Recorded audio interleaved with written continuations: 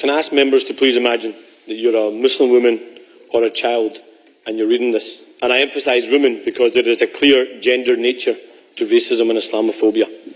Punish a Muslim. There will be rewards based on actions taken.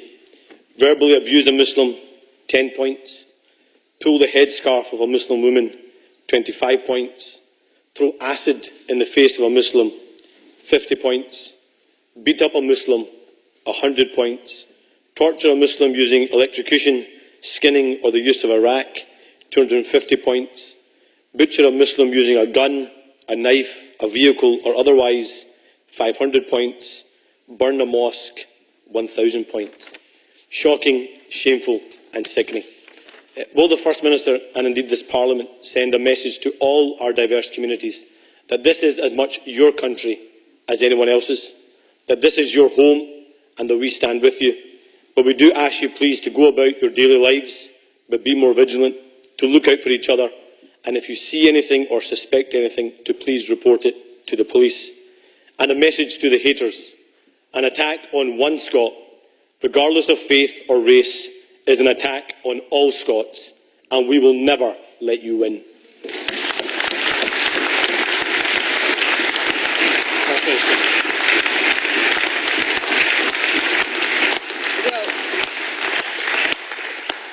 In some ways, I don't need to add to Anna Sarwar's comments because I think he has captured everything that needs to be said. But just to be very clear that this message comes from me as strongly as it does from anybody else, I'm going to add some comments. In many ways, what Anna Sarwar has just read out there, I find it very difficult to find words that are adequate to describe it or indeed to condemn it.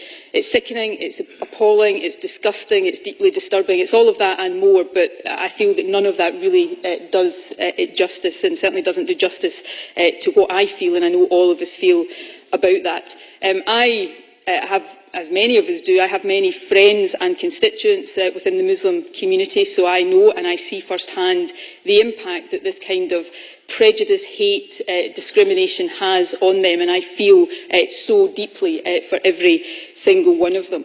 And I do think it's very important for us to recognise that these are attacks directed at the Muslim community, and none of us can pretend to know exactly how that feels, but all of us should be absolutely clear when we say that these attacks on the Muslim community or on any individual Muslim we treat as attacks on all of us. This is, for all our political divisions and debates, this is one Scotland, and anybody who chooses to live here, no matter their faith, no matter the country they come from, this is their country, it is their home, we value them, we want them here, and that is the message that should ring out from this Parliament. So whatever else divides us, let us be absolutely united in saying that those who perpetrate hate crime, because that's what it is, hate crime of this nature, will never ever be allowed to win, because Scotland will stand united against them, and it is that unity that will always prevail.